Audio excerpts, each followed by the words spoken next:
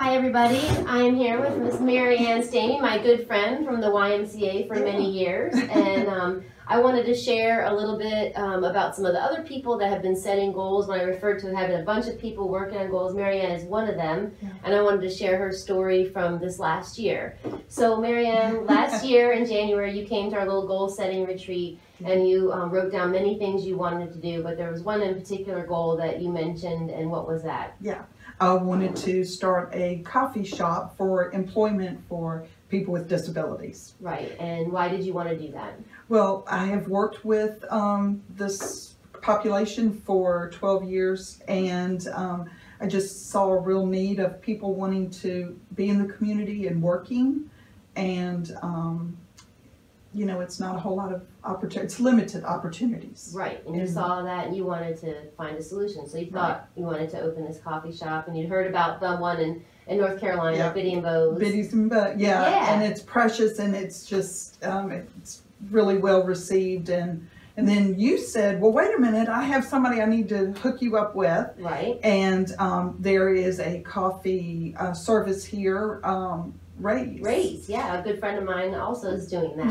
Yeah. And so once I started researching, I'm like, well, this has been done, and they're doing a great job, and I was happy for that. But so but so you wrote it down that you wanted to help, you know, with employment with adults with disabilities, and then what happened? You wrote it down. You had all these goals you're going to do, and then what happened? Right.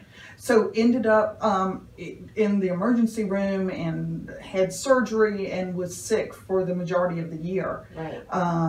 And really just fighting to keep my head above water and get well. Right. So even though you wrote down all these goals, it was thinking, oh, you know, that's just by the wayside. But then you got well. Praise God. Yes, you got better. Thank you. That was.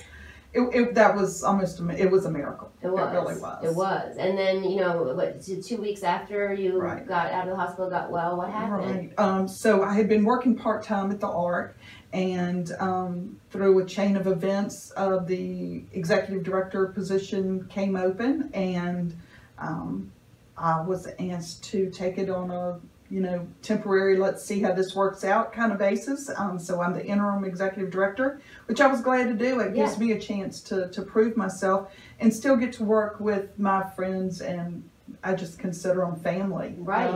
Our members. So tell everyone that doesn't know what the ARC of Hanover does. Yeah, we work with, advocate, and provide services for people with intellectual and developmental disabilities. That's awesome. Yeah. And so now you have a far-reaching, even though the coffee shop is a great idea, you're helping a whole bunch of people with a whole bunch of different things. Yeah.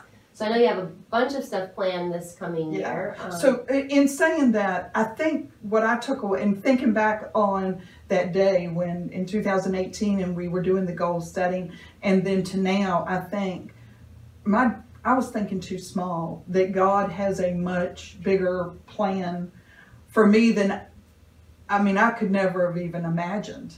And even while you were down for the count in the hospital, he was still working and putting puzzle pieces together for your good to make, you know, to make your dreams come true, basically. Exactly. I love that. Yeah. That's awesome. Yeah.